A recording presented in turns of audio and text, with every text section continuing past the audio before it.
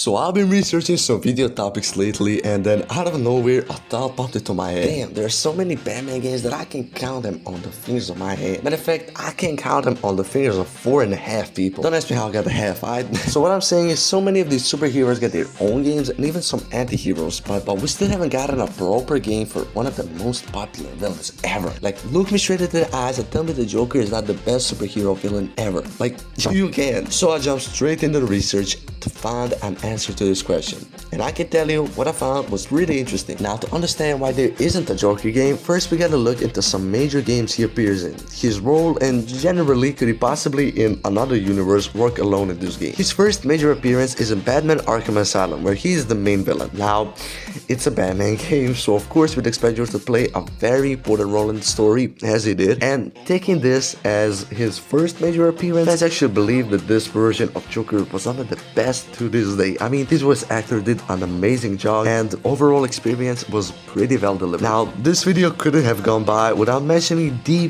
best Joker in every game we've got so far. Batman Arkham City. This Joker at his peak. This really is absolute cinema. Whatever he did in the first game, he did it here 10 times better. Again, he's one of the main villains and his role in this game is even more important. So fans agree that this was the peak Joker and there wasn't any arguing about it. It just is how it is. But if his role is so big, why don't we have any standalone Joker games? Has anyone actually tried making these games? The answer is yes, no. There was some talk about these ideas that developers had, but none of them actually came out true and nobody said, hey, we're making a Joker game. But if you didn't understand by now, it's not that they don't want to make a Joker game. It would obviously bring them a huge profit if done correctly. It's that with the making of the game, there come many problems that even the best developers need to worry about, and if they fuck up, then the whole game could go to hell. We'll get to those problems in a little bit, but there's something I haven't told you. There actually is a standalone Joker game, kinda. With the release of Kill the Justice League,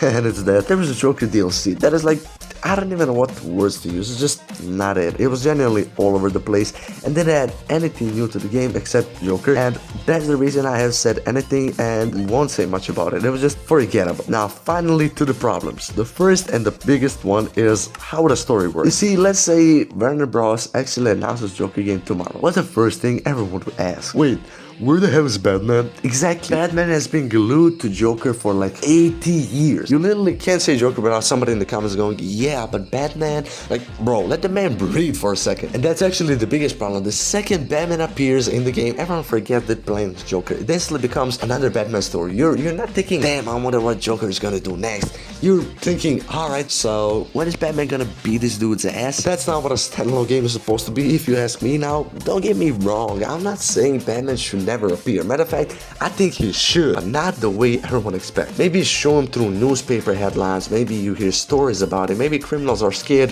shitless because the bad has been stalking people and taking people out one by one. Make it feel like an urban legend instead of the main character. Because the moment he walks on the screen for too long, congratulations, you accidentally made Batman Arkham, I don't know, 5 or 6, I don't know how many games there are. But let's say a developer actually sees this video and thinks, alright, but that's too generic or stupid or something, I don't know.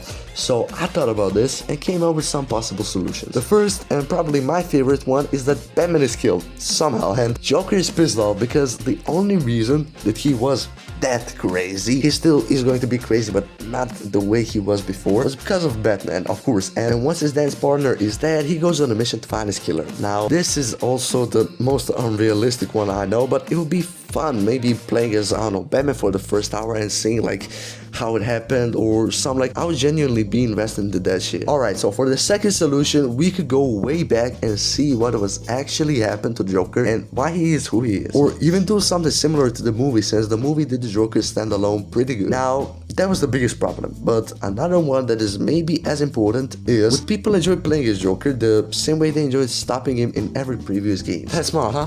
You didn't think of it, you little Nah, for real, that is a very important thing, because genuinely, how many of you want to play as a complete lunatic? I mean, if he wasn't Joker, then probably nobody, but hey, this guy got a history, and a very big one, so I would definitely enjoy a game with him as a main character. And also, Joker isn't driven by any kind of a goal. Like, when you play as Batman, you need to save the world, beat up some bad guys, but destroying a city isn't going to be fun for 15 to 20 hours of gameplay, and we would need someone as big as Batman, or at least similar, because if Joker is the most overpowered character character in the game. What's the point? Also, there's a comic, Joker 2008, that focuses on Joker's story as a high-level criminal, and Batman is mentioned literally only once, and that is at the end, and is described not like a hero, but like a scary monster-like creature that hunts them from the shadows. And the reviews, he got 4 out of 5 stars, which proves that the standalone Joker story is wanted.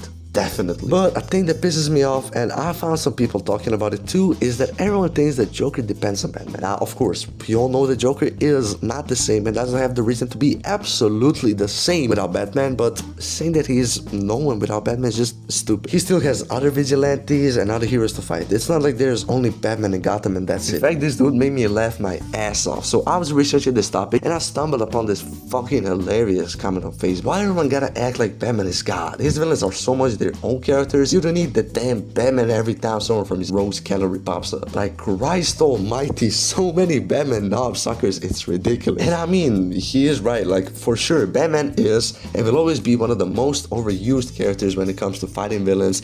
I mean, it works almost every time, but still. But since Joker is obsessed with Batman, of course they would have the best chemistry together in a game, because Batman literally busts out every time he sees Batman. Like, I don't know, but has anyone thought that Joker was maybe gay? I mean, it ain't something for me to go into, bro, you gotta chill. And I also find it kind of funny that companies are willing to gamble hundreds of millions on games that nobody asked for. But the second someone says, yo, what about a Joker game?